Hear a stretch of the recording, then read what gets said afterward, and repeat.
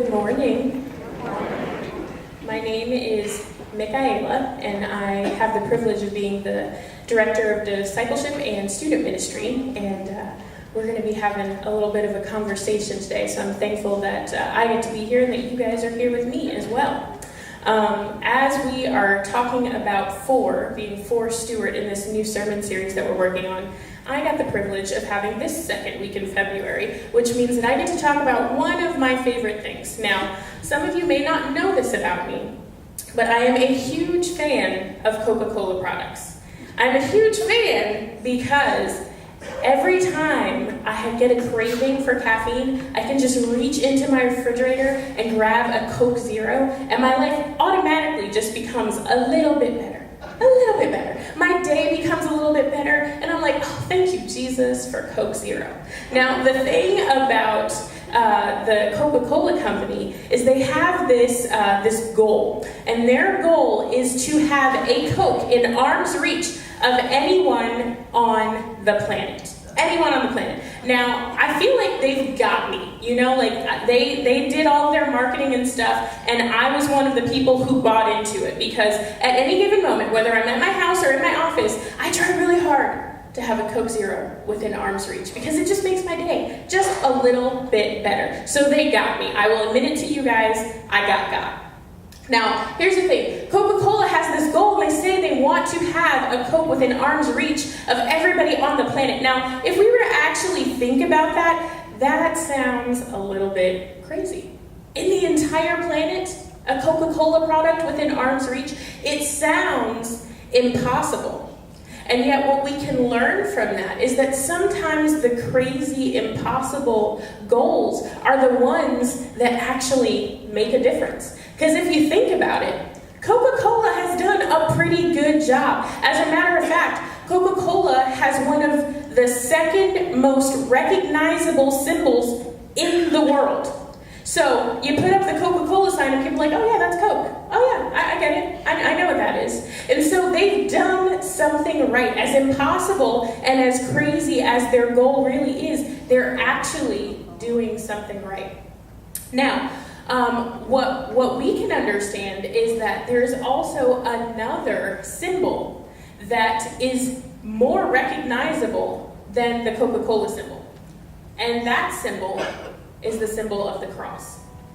And that's a really cool thing, because the symbol of the cross, that's something that we as people, as a culture, we wear around our necks and we wear on our wrists and all that kind of stuff, and we use it to decorate ourselves. But the reason behind us using that is because the cross means something.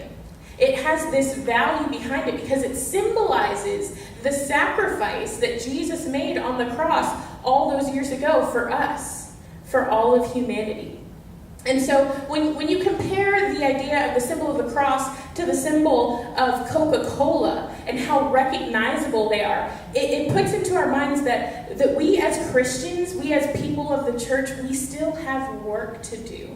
And it's not just in the world, like Coca-Cola says. They want to have a Coke within arm's reach of everybody on the planet. It means that we have work to do in the here and in the now and in our communities. Because in our communities, there are people who do not know, nor do they understand what the actual meaning behind the symbol of the cross is. Now, Coca-Cola as a company, they would never say, you know what, we've reached the pinnacle. We've reached enough people. We'll always be successful. We can live off the profits. We'll be fine. We don't need to market anymore. We don't need to reach people anymore. It would be absolutely insane for Coca-Cola Company to say that. And so they never do. They're constantly redefining what they do and constantly marketing so that people will recognize that symbol and try to have one within arm's reach. So here's what I want us to understand today, is that we must never, as a church, let Coca-Cola Company outshine us, those who represent the symbol behind the cross. So let it never be said of us, the church, that Coca-Cola tries harder to get their message out than we do the message of the cross. And so what we have to remember is, in order to do that, We have to focus not on success in the church. It means that we have to focus on the potential to reach more people as the church. So in the church, a lot of times we get confused or we get wrapped up in this idea that true success for the church means we've got thousands and thousands of people on the membership roster, or we've got hundreds and hundreds of people in attendance here in the church. But that is not what true success is. Because true success is living in the tension of what our actual potential is. True success means that we are actually trying to reach more people. And so today, as we talk about and we talk about moving forward, we're going to figure out how we can move forward in that potential. Now, last week, Pastor Jeff opened up this sermon series, and he talked to us about what being for Stuart meant. Now, let me remind you that being for Stuart doesn't mean that we as a church are not for Palm City or Jensen or Port St. Lucie, because that's not what we're trying to do. We're not trying to be for one and not the other. But what we are trying to do is take up the responsibility that we have, because we are First United Methodist Church of Stuart. And so we could say that yes, we are for the entire world, and we are. But if we actually focus in on our community, the community that Christ has given us to shepherd and to shine a light to, then imagine that as we shine that light in Stuart, how it will reach the other communities. So that's why we say for Stuart, because you've chosen to make this the place where you've come to worship today. And so we are going to be for this community. And in doing that, we will reach others. So we're going to accept that responsibility and live in that. Now, when we have that mindset of reaching the surrounding areas, we are living out the idea that for God so loved the world that he gave. For God so loved the world. That's what we as Christians, as believers, are trying to do. And the way that we can do that today is to find common ground. Now, there's a problem that we have in this day and age. And that problem is that there are people who are not here with us today. And the reason that people aren't here and they're not involved in the church is because they have said no to church. They've said no to God. And they've said no to the things that we believe. And so what that means is we have a responsibility as the church to respond to the people who have said no. And we have to have a certain mindset. That means we're not focusing on any one specific event that the church is going to do, because we're going to have events. That's what we do. But it's going to be about the way of thinking and the way of behaving that's going to be the way that we respond and showing people that we are truly for them. So when people say no to the church and no to God and no to the things that we believe, our response is to say yes to them. We're going to look in Luke chapter 19. We're going to read verses 1 through 10. So if you want to follow along in your pew Bible, you're more than welcome to. It's going to be up on the screen. And this is a story that you're going to be very familiar with. It says this: Jesus entered Jericho and was passing through. A man was there by the name of Zacchaeus. He was a chief tax collector and was wealthy. He wanted to see who Jesus was, but because he was so short, he could not see over the crowd. I gotta tell you, I can relate to that a little bit. That's why I'm wearing my heels today. So he wanted to see Jesus, but because he was too short, he could not see over the crowd. So he ran ahead and climbed a sycamore fig tree to see him, since Jesus was coming that way. When Jesus reached the spot, he looked up and said to him, "Zacchaeus, come down immediately. I must stay at your house today." So he came down at once and welcomed him gladly. All the people saw this and began to mutter, "He is gone to be the guest of a sinner." But Zacchaeus stood up and said to the Lord, "Look, Lord, here and now I give half of my possessions to the poor, and if I have cheated anybody out of anything, I will pay back 4 times the amount." Jesus said to him, "Today salvation has come to this house, because this man too is a son of Abraham. For the Son of Man came to seek and to save the lost. To seek and to save the lost. That's what Jesus was all about. The Son of Man came to seek and save the lost. Now the lost, who are the lost? The lost are the people who are far from God. Lost are the people who've said no to the church. Now, perhaps they've said no to the church because they've been hurt by the church. Somebody in the church hurt them. Maybe they've said no to the church simply because nobody's actually asked them to say yes. They haven't even had the opportunity. So it's not even on their radar. And maybe they're part of the part of the community that feels like the church has said no to them already. And so their response is no. They feel as if the church has no love for them, that there is no place here for them. Now, because of the fact that people have said no to the church, that means that there is action required on our part. And one of the things that we have to do as a community of believers is we have to get rid of insider thinking. Now, insider thinking is this tendency that we as a church, and often other places as well, but we have this tendency to think just about ourselves, to think internally. Now, if we were to look back at the Coca-Cola company, it would be like this. It would be as if Coca-Cola said, you know what? Let's just focus on the customers we've already got. Let's not even worry about anybody else who's not drinking Coca-Cola. Let's just deal with the ones that we've got. Now that would be just a little bit crazy, because that would be Coca-Cola saying no to the potential of other customers.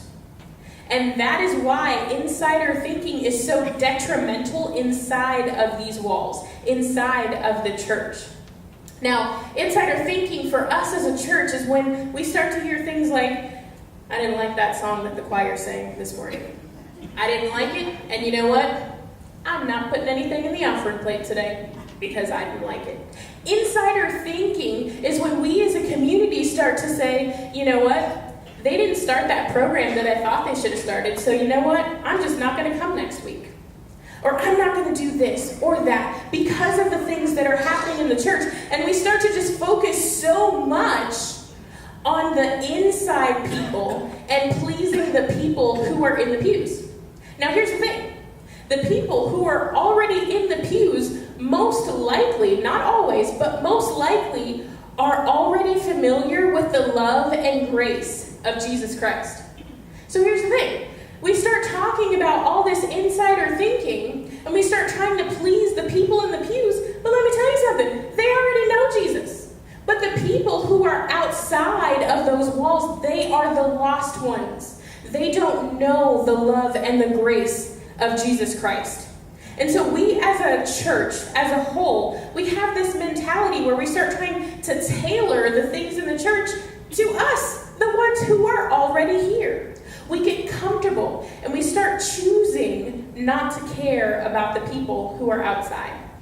Now, I understand that this is something that happens in the church, and it's not just our church, it's the church universal. We are people who just sometimes get a little bit selfish, and it happens. It's okay, because we can make a change. Now, here's the thing. When I started working with students in the student ministry, I noticed that there was a tendency to have a little bit of that insider thinking.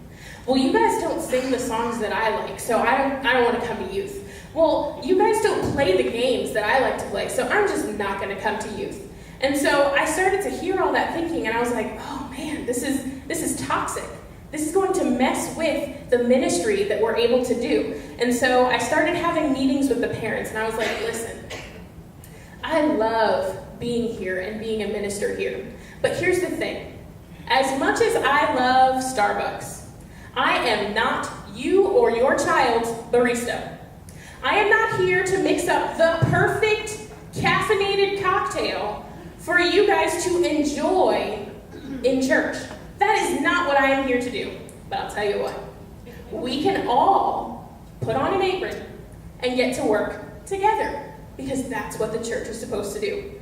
So, in those first couple of months when I was in student ministry, I would just be like, hey, not your barista, but we can get to work together. What are we going to do? How are we going to come together? How are we going to do this? And that's what we have to remember. Jeff Henderson, a senior pastor from Gwinnett Church in Atlanta, he says this: The best kind of church for you to attend isn't one that caters to you, but instead invites you into the mission of focusing on those who are far from God. This is the mission of Jesus, seeking and saving the lost. So the question for us is this: how do we say yes to the people who have said no? The people who have said no to the church and no to Christ. How do we get rid of that insider thinking and put on our aprons and get to work? The answer is this: we find common ground with somebody who is different. Let's look back at Jesus' example. When we were reading in Luke 19, Jesus sought Zacchaeus out. He stopped and he looked up to exactly where he was. And then Jesus invited himself into Zacchaeus' life. He said, Zacchaeus, listen, you got to come down from that tree because I'm coming over tonight. We're having dinner. He invited himself into Zacchaeus' life. And Jesus didn't care about the self-righteous judgment that was coming from the people in the crowd. He's going to have dinner with a sinner. Oh my goodness. He's going over to the house of a sinner. Jesus didn't care about that because here's what happened. Ministry mattered more to Jesus than the comments of the people who were in the crowd. And so for Jesus, he built that common ground by seeing Zacchaeus, by going to where Zacchaeus was. He did life with Zacchaeus. He was living with him amongst his friends, amongst his people, in his home. And that was how Jesus built common ground. He shared a meal. Now, I don't know about you, but I love sharing meals with people. I'm all about that. Sign me up for building common ground if it means we can share a meal together. That's the example that Jesus gave to us.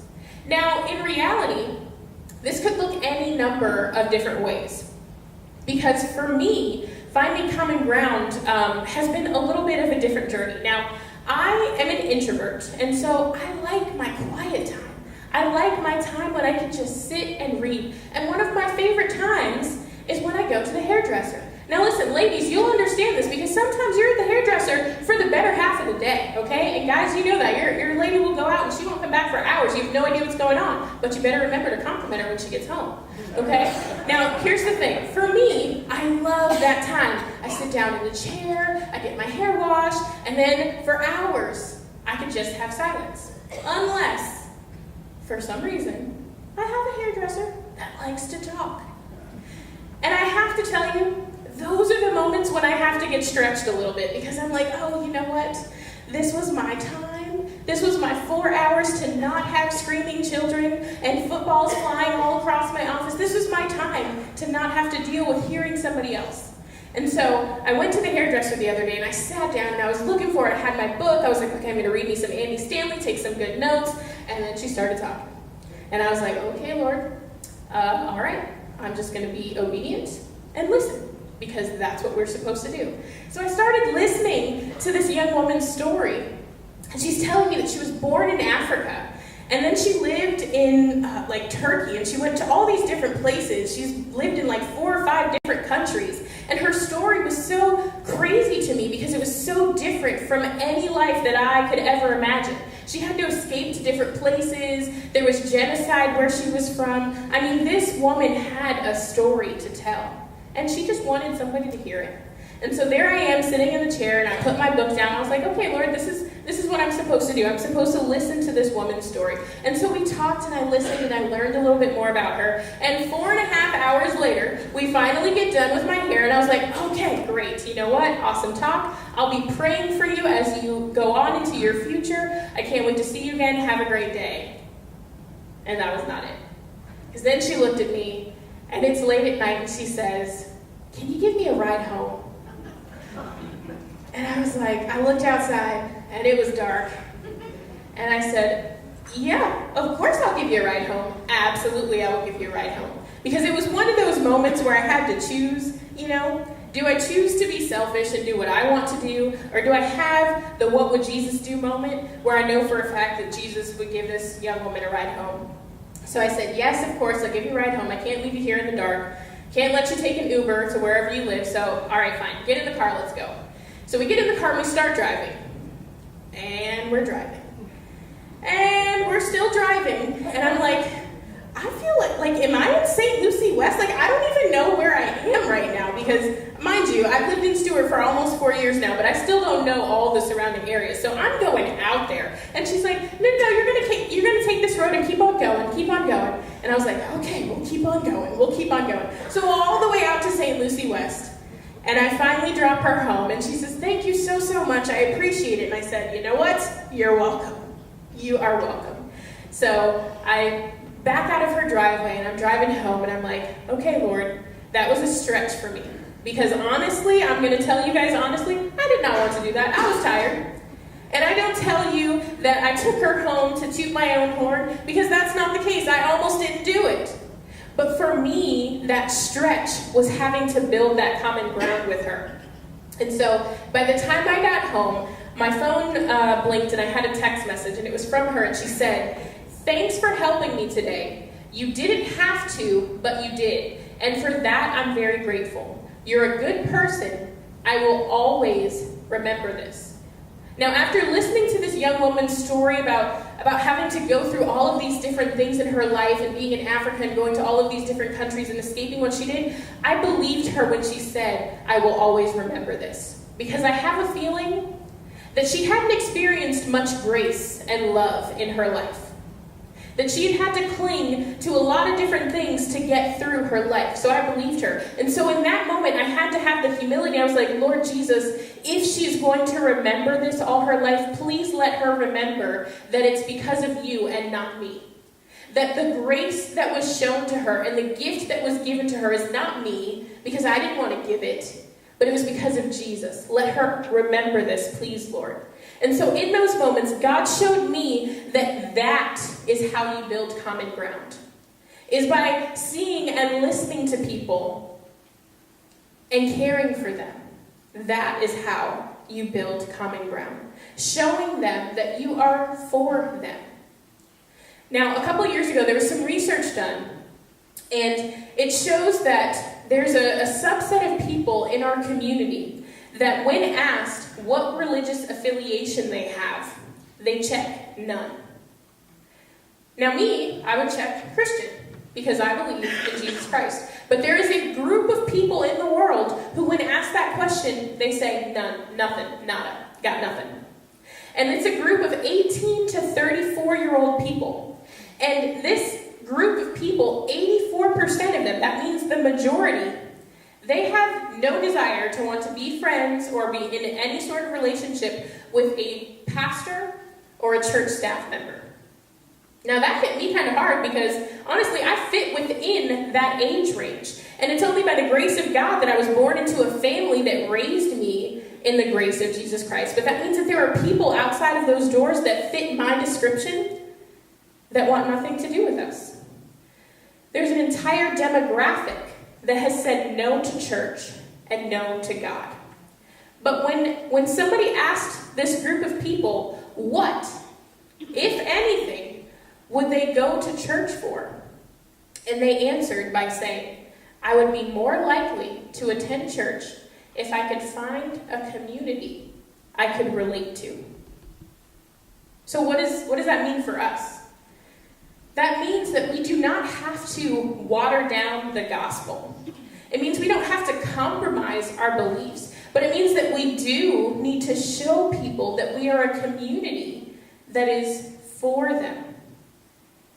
That means that when we want to get stuck in our insider thinking and we want to craft our services and the way we do things around how we want to receive stuff, it means that we have to remember that the church isn't here to be our barista. It's not here to be our Starbucks and to make sure that we get everything exactly the way we want it, because there are people outside of those doors who do not know Jesus. So if we're not the barista, then that means that we have a responsibility to put on our collective aprons. Mine's Spider-Man because I'm a youth pastor. We have to put on our collective aprons and get to work. So we have all these preferences, and we have to deal with the self-righteous people that would judge us. We have to deal with the fear of having to put ourselves out there and get out into the community. But if we're truly going to be for Stuart, if we are truly going to intentionally build common ground, then we have to take the example that was given to us in Scripture.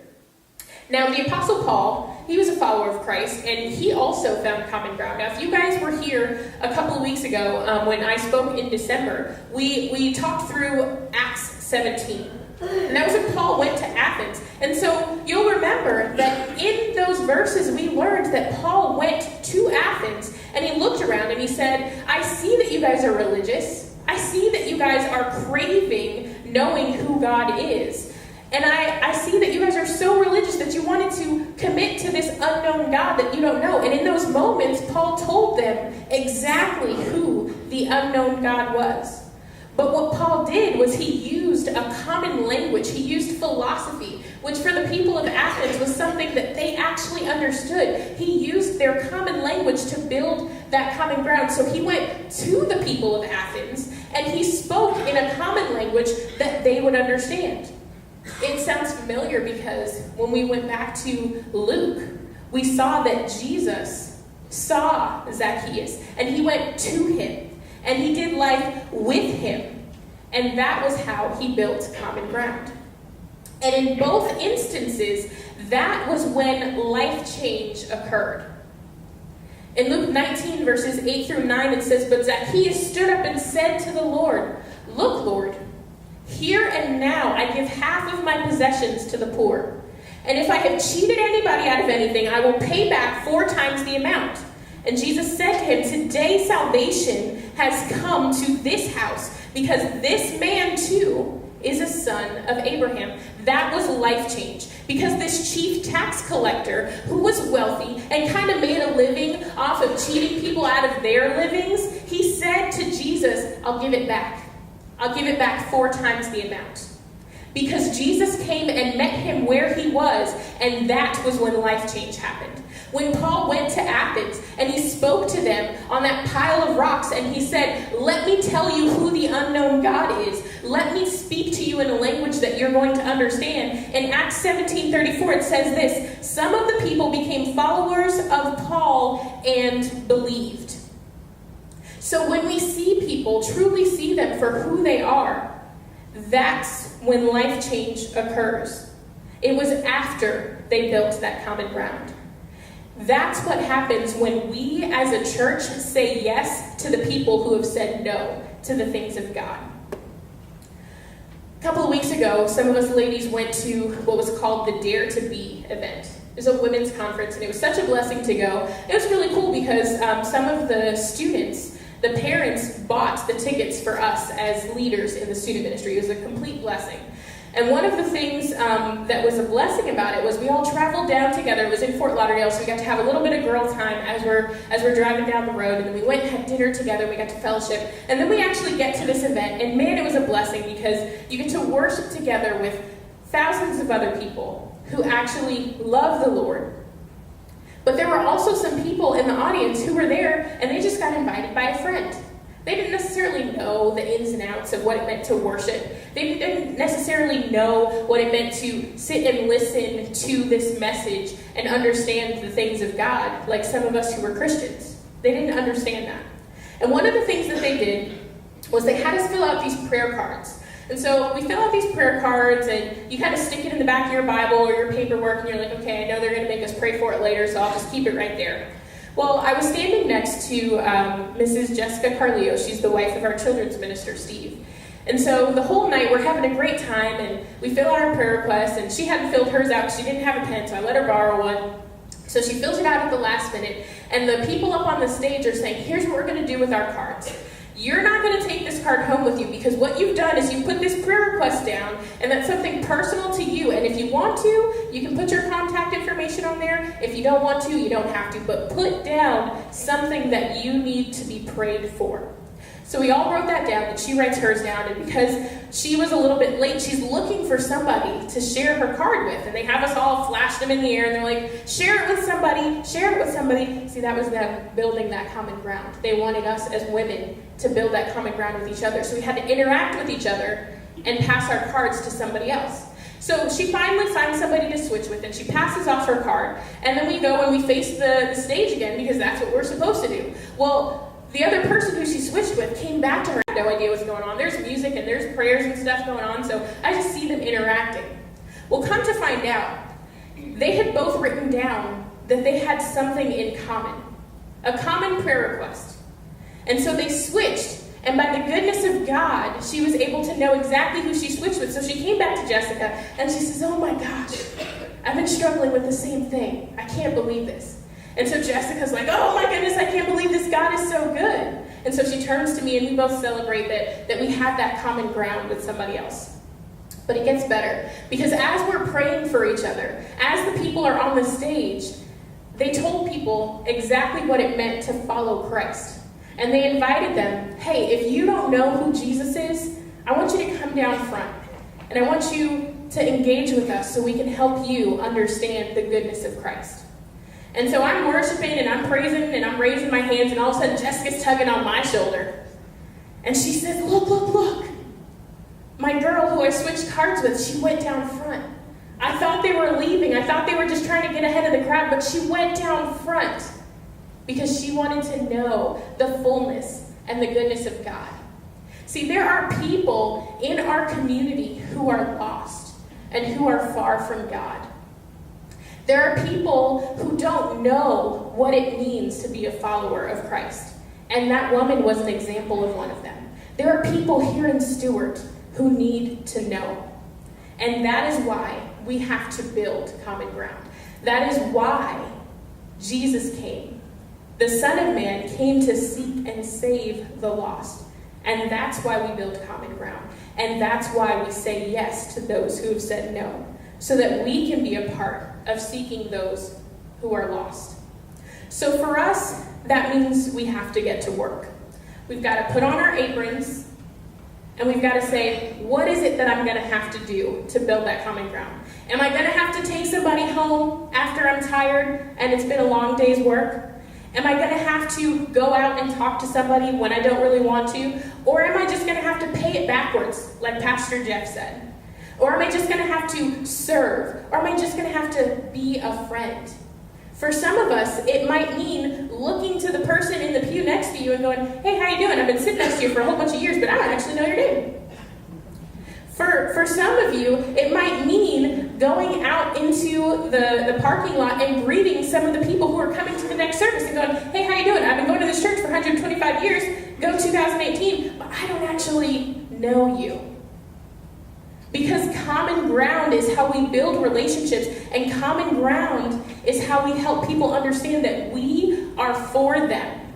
Because for God so loved the world. And that is what we have to do. So as a church, we have work to do. We have to put on our aprons, and we have to show people that we are for them. Please pray with me. God, I thank you so much that you've given us this church, First United Methodist Church of Stuart, where we can gather.